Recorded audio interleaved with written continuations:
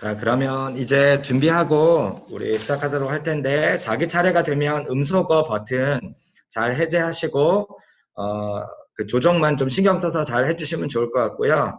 또, 기본적인 예의를 잘 지켜서 상대방에게 너무 기분 나쁘지 않을 수 있도록, 어, 즐거운 마음으로 토의에 임할 수 있도록, 끝까지 토론에 임할 수 있도록 해주면 좋을 것 같습니다. 자, 그러면, 지금부터 우리 제3회 디베이트 축제, 우리 제1라운드 B팀과 스피커 팀의 디베이트를 시작하도록 하겠습니다. 먼저 반대팀부터 2반 시작해 주시면 되겠습니다. 반대팀 2반 시작하겠습니다. 안녕하십니까. 반대측 2반자 장유진입니다. 저희 팀은 난민 수용 규제 완화에 반대합니다. 먼저 난민이란 인종, 종교, 국적, 특정 사회 집단의 구성원 신분 또는 정치적 의견의 이유로 박해를 받을 우려가 있다는 충분한 근거가 있는 공포로 인하여 자신의 국적국 밖에 있는 자로서 국적국의 보호를 받을 수 없거나 또는 그러한 공포로 인하여 국적국의 보호를 받는 것을 원하지 아니하는 자를 말합니다. 1948년의 세계인권선언은 박해로부터 타국에 요구하며 향유하는 권리를 정하였고, 한국은 1992년 국제난민조약에 가입하고 2013년에 아시아 최초로 난민법을 시행했습니다. 저희 팀은 이 난민 수용에 대한 규제 완화에 반대합니다. 세 가지 이유가 있는데, 첫째, 난민의 범죄 위험성 때문입니다. 시리 대학 연구팀이 독일 4대 도시 중 한 곳인 리더락센주의 범죄율을 분석한 결과 2015년부터 2016년 리더락센주의 범죄율은 10.4%나 증가하였으며 이 가운데 92.1%는 이민자와 관련했다고 합니다. 저희 팀은 이 통계를 볼 때 난민의 수와 범죄율은 서로 무관되지 않다고 봅니다. 둘째, 우리나라는 이미 탈북민이라는 난민을 수용하고 있기 때문입니다. 현재 우리나라에 들어와 있는 탈북자의 수는 대략 3만 3천 명이며 이러한 탈북민을 위한 남한 정부의 정착 지원금만 해도 293억 1,300만 원입니다. 이는 국가 예산으로서도 적지 않은 부분이며 이는 우리나라는 난민 수용에 있어서 의무를 이미 충분히 다하고 있다고 생각합니다. 셋째, 근본적 해결책이 더 필요하기 때문입니다. 유엔 난민기구의 발표에 따르면 전 세계 7,950만 명이 현재 내전 박해로 인해 고향을 떠나고 있다고 합니다. 저희 팀은 이에 대한 근본적인 문제를 해결하지 않은 채 난민을 지속적으로 수용하는 것은 넘치는 물만 받는 꼴이라고 생각합니다. 저희 팀은 난민의 인권이 중요하지 않다고 생각하지 않습니다. 하지만 난민을 지원하는 방식이 입국에만 한정되어 있지 않다고 생각합니다. 경청해 주셔서 감사합니다.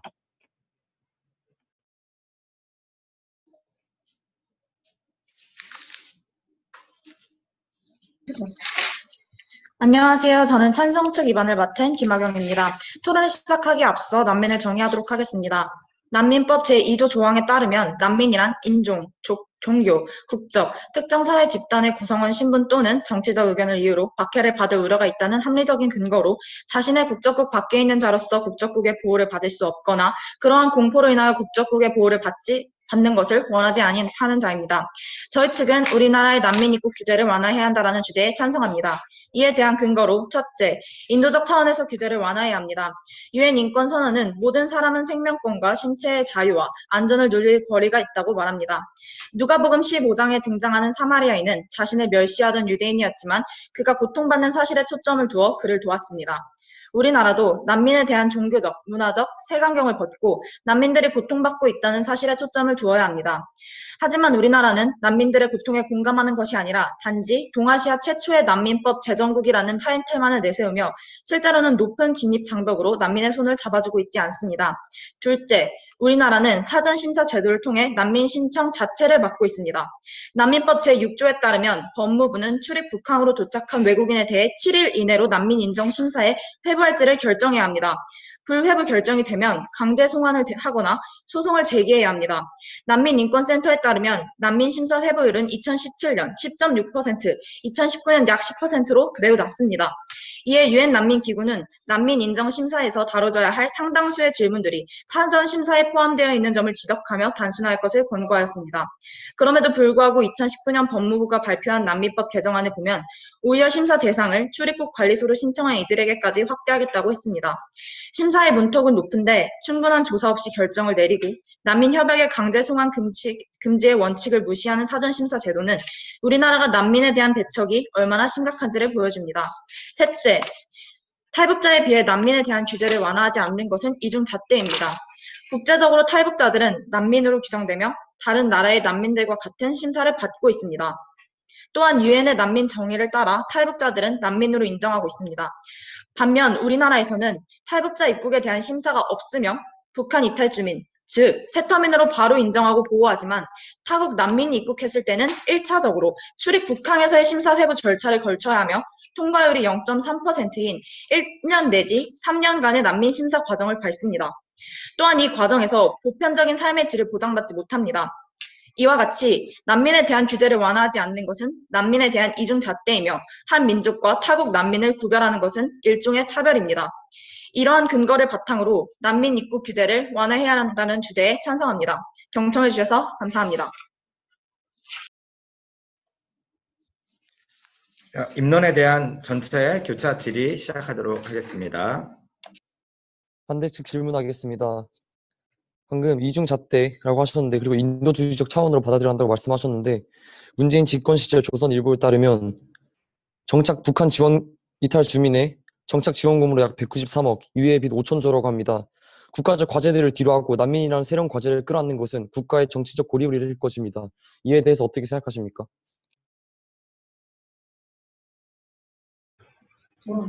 탈북자와 탈북자를 난민으로 같이 보고 있다는 점에서 그거는 맞는 말이라고 생각합니다. 하지만 북한 탈북자를 난민으로 보고 있을 때 북한 난민과 타국 난민들을 차별하는 것은 잘못되었다고 얘기를 하는 것입니다.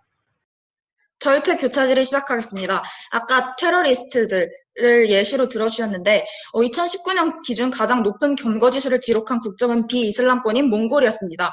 우즈베키스탄, 키르기스탄이 2, 3위를 기록하였으나 같은 이슬람권인 인도네시아, 방글라데시는 캐나다, 미국보다 낮은 범죄율을 보여주고 있습니다. 이는 단순히 종교와 범죄 가능성을 연결할 수 없다는 것을 의미합니다. 이에 대해서 어떻게 생각하십니까?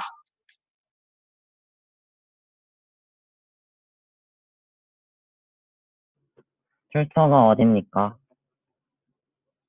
법무부입니다. 법무부 및 중앙일보 기사를 참고하였습니다.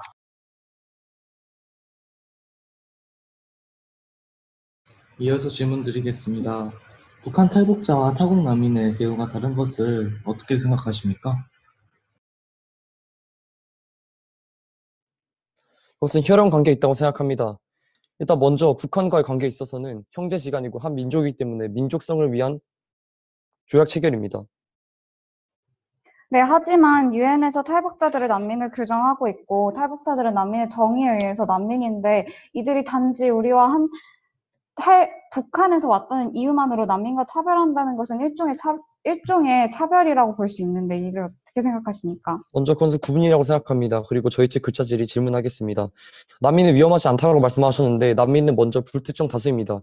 그러면 지금 찬성 측에서는 불특정 다수에 대한 위험성을 배제하고 계신 겁니까? 불특정 다수가 맞습니다. 그렇다면은 반대 측에서 말씀하시는 것처럼 불특정 다수가 범죄를 일으킨다는 것을 증명할 방법은 있습니까?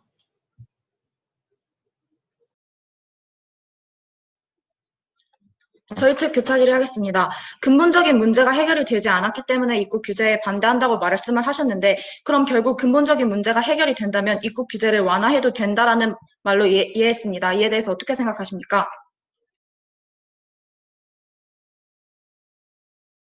잠깐만. 아까 말했던 것처럼 저희 나라는 이미 탈북민을 다수 수용하고 있으나 이것은 정부 예산에 적지 않은 부분을 차지한다고 생각합니다. 저희 팀은 이것이 저희 국가의 국제연대 책임을 다하고 있다고 생각합니다.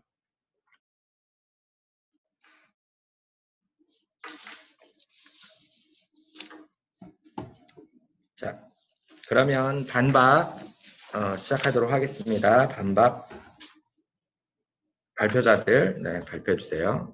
안녕하십니까. 반대측 B팀의 반박자 권현정입니다. 난민 입국 규제를 완화하자는 주제에 상대팀 이반자께서는 다음의 세 가지 이유로 주제에 찬성하셨습니다. 첫째, 인도적 차원에서 규제를 완화해야 한다. 둘째, 우리나라는 난민 심사 자체를 막고 있다. 네, 셋째, 북한 탈북민들은 받아들이면서 난민들을 난민들을 수용하지 않는 것은 이중잣대이다라고 하셨는데, 저희는 이에 동의할 수 없습니다. 첫째, 인도적 차원에서 규제를 완화해야 한다고 하셨습니다. 하지만, 이 주장에는 허점이 있습니다. 난민 수용 정책 문제는 국가적 결정의 문제입니다. 따라서 자국의 이익이 가장 우선시 되어야 하기 때문에 합니다.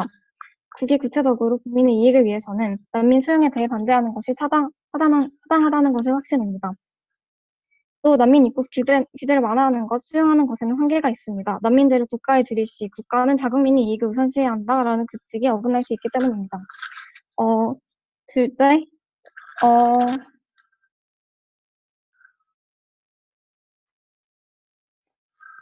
둘째, 우리나라가 난민 심사 자체를 맡고 있다. 난민의 배제율이 높다고 하셨는데, 저희가 난민에게 연대적 간접적 책임은 있지만 경제적 책임이 아닌 물질적 지원을 해줘야 할 것입니다. 이초에 한 명꼴로 배출되는 가늠할 수 없는 난민들의 양을 다 받아들이는 것은 국가의 경제적으로 부담이 됩니다. 경제적, 사회적, 문화적 혼란과 국민들의 반대를 무릅쓰고 난민 수용 정책의 연대적 책임을 다하기 위하여 완화하자는 주장은 대한민국 국가로서 자격과 책임을 다하지 못한 결정이라고 생각합니다. 그러므로 대한민국의 난민들을 받아들이지 않되 물질적 지원을 통하여 실질적 사회적으로 연대적 책임을 다해 난민들에게 지원을 하되 난민 입국 규제는 완화하지 않아야 한다고 생각합니다. 또 셋째, 북한 탈북자들을 받아들이지만 난민들을 수용하지 않는 것은 이중잣대라고 하셨는데요. 우선 북한 탈북민들은 저희 형제 지간이고 같은 민족성으로 저희는 난민들에게 직접적인 책임이 없습니다.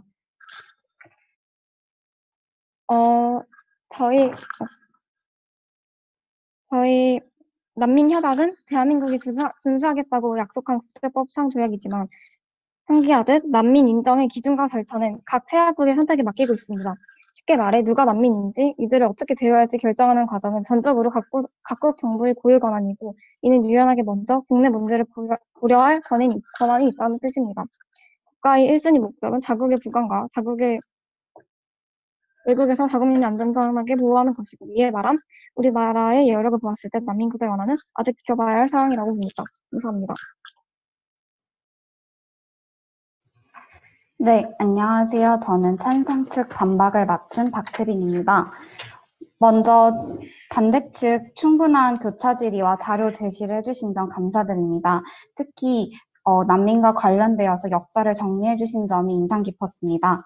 네, 반대 측에서 첫 번째 주장에서 난민은 범죄 위험이 존재한다라고 말씀해 주셨지만 저희 측 법무부 자료에 따르면 2015년 기준 가장 높은 범죄 검거 지수를 기록한 국적은 비이슬람권인 몽골이었고 비록 우즈베키스탄, 키르기스탄과 같이 이슬람권이 2, 3위를 기록하였으나 같은 이슬람권인 인도네시아와 방글라데시는 캐나다, 미국보다 낮은 범죄율을 보였습니다.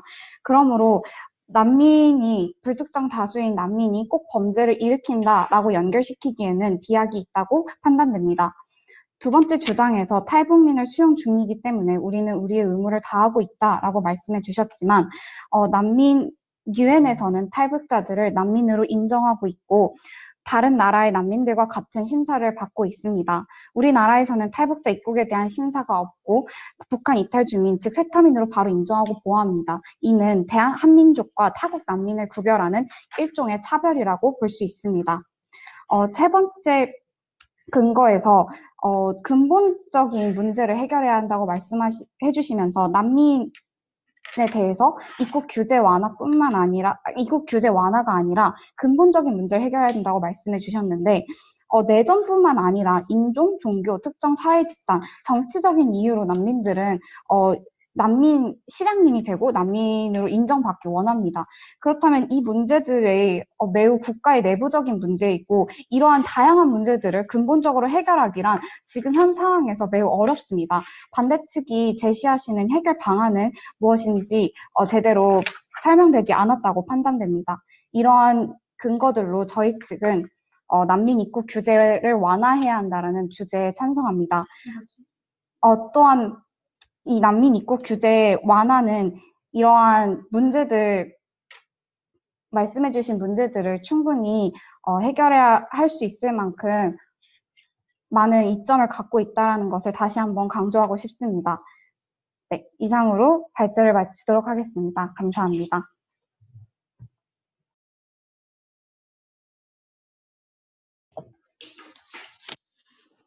네, 그러면 전체 교차 질의 3분 두 번째 교차 질의 시작하도록 하겠습니다. 저희 측 타임 1분 쓰겠습니다.